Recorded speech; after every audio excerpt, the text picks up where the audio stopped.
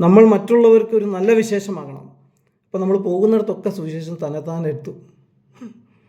അതാണ് എൻ്റെ ജീവിതത്തിൽ ഞാൻ കണ്ടുകൊണ്ടിരിക്കുന്നത്. നമ്മൾ പോകുന്നിടത്തെല്ലാം നമ്മൾ പറയുക പോലും വേണ്ട.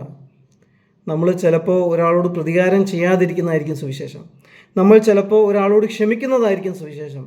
നമ്മൾ ചിലപ്പോൾ നമ്മളെ ഉപദ്രവിച്ചു കൊണ്ടിരിക്കുന്ന നമുക്കെതിരെ സംസാരിച്ചു കൊണ്ടിരിക്കുന്ന ഒരു വ്യക്തിയുടെ കയ്യിൽ പോയി പൈസ അവന് ബുദ്ധിമുട്ടുണ്ടെന്ന് കണ്ടിട്ട് കൊടുക്കുന്നതായിരിക്കും സുവിശേഷം. നമ്മൾ ചിലപ്പോൾ വേദനയിൽ കിടക്കുന്ന നമ്മളെ എതിർക്കുന്ന വ്യക്തിയെ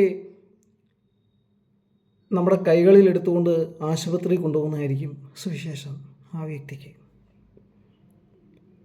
നമ്മൾ ചിലപ്പോൾ മാനസിക സന്തുലനം നഷ്ടപ്പെട്ടു പോയ മാനസിക രോഗിയായി തീർന്നിരിക്കുന്ന ഒരു വ്യക്തിയെ അവരുടെ കാലുകൾ കഴുകി അവരെ കുളിപ്പിച്ച് അവർക്ക് നല്ല വസ്ത്രങ്ങൾ കൊടുത്ത് അവരെ സ്നേഹിക്കുന്നതായിരിക്കും സുവിശേഷം.